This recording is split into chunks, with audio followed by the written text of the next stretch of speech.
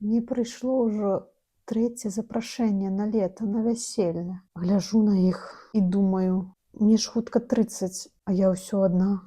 Такое пачуцце, што я нейкая не такая, бракованая, што са мной нешта не так.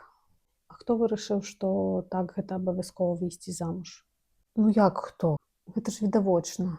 Усе так кажуць, усе сваякі, усе фільмы, грамадства. Калі ты не замужам у гэтым узросце, значыць, з табой нешта не так. І гэта ж нармальна хацець сям'ю.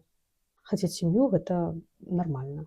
А вось пачуваць сябе бракованай, калі яе няма, гэта не твая асабістая праблема. Гэта ўплыў дамінуючага дыскурсу пра жанчыну, жонку.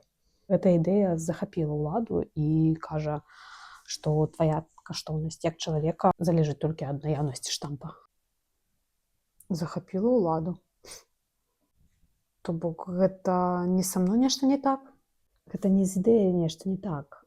Давай разаб'ем на часткі. Па-першае, каму выгадна, каб ты чула сябе вінаватай і адзінокай у свае 30? Ці дапамагае табе гэтая ідэя жыць шчасліва? Ці яна табе проста душыць? Душыць.